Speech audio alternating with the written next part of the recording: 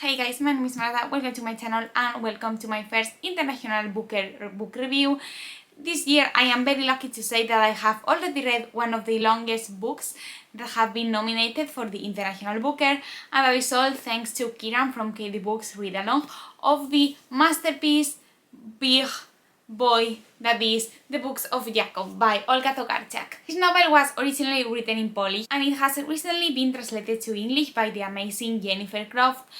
It is a book that is not easy to summarize, but we can say that it follows the historical figure of Jacob Frank, a man who claimed to be the Messiah and who was first a Jew but later on converted to Islam and at the end to Catholicism. Jacob Frank was a man who tried to unify these three religions and who did many questionable things that you will read about in the novel. One of the most amazing things about this book that is so difficult to summarize is the fact that it is told from many different points of view that are also typographically different.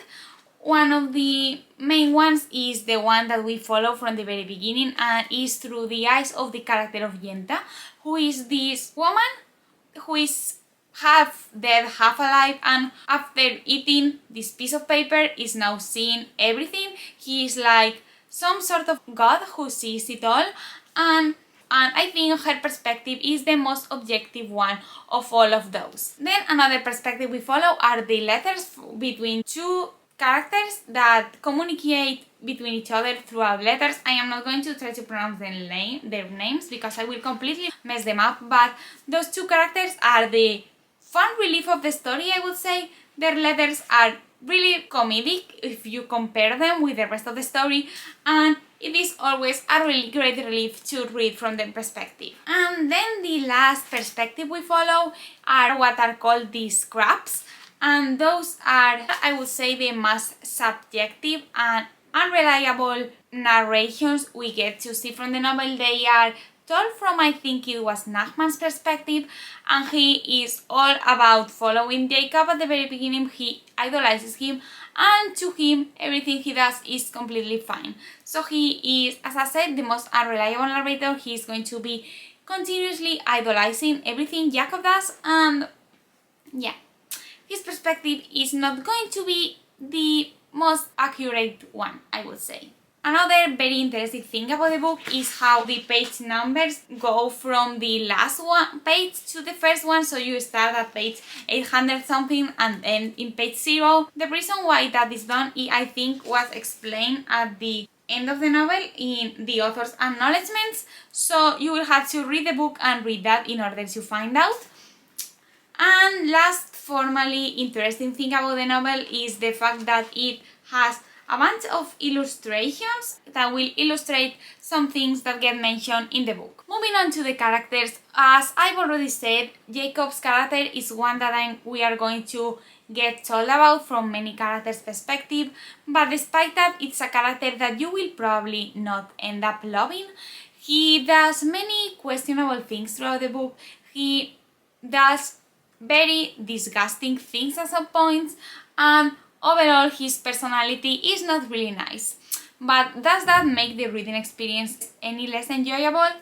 I would say it doesn't. It's really funny to despise him. At least I had fun hating on Jacob on the Discord chat. He's not a great character, but he's fun to read about, I would say. About the other characters, we get introduced to 1,000 million people, and some of them you are going to remember, and to be honest, some of them you are going to forget about, and the next time they will get mentioned, you are going to be like, who was this man? Or at least that's what happened to me. Because if you have not heard about this, the characters, once they turn to Catholicism, they are going to change their names, and you will have to learn which of them are all over again. Last but not least, moving on to the pacing and to the atmosphere, I have to say that this is overall a very slow-paced novel, especially during the first two books, the Book of Fog and the Book of Sand, which are the first two books in this book. You are going to be constantly introduced to new characters. You are going to have to try to figure out who is who and who is related to who and who has any sort of weird connection with who all of the time, and that is probably going to difficult a little bit the reading experience. However, I think it was from the third book on, the story is going to become a little lighter in narrative style.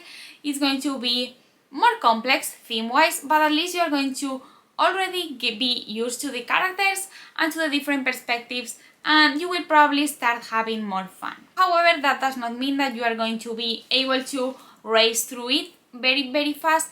As Kieran said in his review, which I will link down below because it's way better than this I am currently doing, this is a book that you have to read slowly. It's a book with many details and many historical allusions that you are probably going to get lost at unless you know Polish history, because I know I did and I know lots of people also did. Also, reading this book slowly is going to make the reading experience better. I have to say that the thing that I enjoyed the most about the book were not the characters nor the plot, but the atmosphere. This book introduces you into the 17th century in this territory it takes place. It's a book that also moves through what now are many different countries, and you are going to learn a lot about how life was there. It's a book that I would have to say is very enriching culturally wise. And to finish off this review, I have to say that I overall enjoyed my reading experience of the books of Jacob. I really enjoy the fact that I body read it. I don't know if I would have been able to make it through this entire beast of a book if it wasn't for the body read. However, I am very glad I did. I am very glad I got to learn quite a few things about this historical period. However, I would have to say that I would need to reread this in order to grasp everything, because I feel like many things slipped through my mind while I was reading it, and I also feel like I could have gotten even more from reading this beast of a book. I ended up giving it 4 stars, I would say. I think I gave it 5 stars on Goodreads because I have to acknowledge that objectively it is a 5-star read. Olga Tokarczuk has done an amazing job researching about this historical figure and about this time period. However, for me, for my taste, I would have given it 4 stars. So that is all for today. I hope you enjoyed this video. If you did, don't forget to give it a thumbs up and comment down below if you read the books of Jacob or if you're thinking of doing so. Also comment down below if you've read anything else by Olga Tokarczuk and what are your thoughts on her novels. Tell me also if you're going to be reading the shortlist or the long list for the International Booker, and don't forget to subscribe to my channel if you want to see more from me. Give this video a like if you enjoyed it, and I hope your day is going amazing, and I will see you in my next video. Bye!